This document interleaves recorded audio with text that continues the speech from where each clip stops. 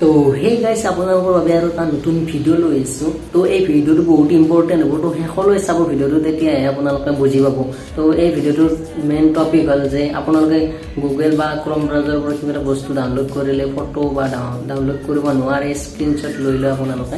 তো এতিয়া মই ক'ম আপোনালোকক কেনেকৈ ডাউনলোড কৰিব, অতি সহজ আপোনালোকে ডাউনলোড কৰিব পাৰিব। তো ভিডিঅ'টো এতিয়া আৰম্ভ কৰোঁ। এতিয়া আহিছোঁ মোবাইল স্ক্ৰীনত। তো এতিয়া যাম ক্ৰম ব্ৰাউজাৰ। ক্ৰম ব্ৰাউজাৰত যাই আপোনালোকক দেখুৱাম কেনেকৈ ফটো ডাউনলোড কৰিব পাৰি। মই যিকোনো ফটো এটা লৈ ল'ম, ইয়াৰ পৰাই ফটো এটা লৈ আপোনালোকক দেখুৱাম কেনেকৈ ডাউনলোড কৰিব লাগে। অতি সহজ, আপোনালোকেও কৰিব পাৰিব। বহুত ফটো আছে, তো আপোনালোকে কিছুমানে স্ক্ৰীনশ্বট লৈ লয়। তো ফটো ডাউনলোড কৰিব নাজানে আপোনালোকে, তো স্ক্ৰীনশ্বট লৈ লয় আপোনালোকে। তো মই দেখুৱাই দিম একদম সহজ পূৰা। তো ফটোটো তেনেকৈ লং টাইম এনেকৈ ক্লিক কৰি ৰাখিব। তো ইয়াত লেখা থাকিব ডাউনলোড ইমেজ।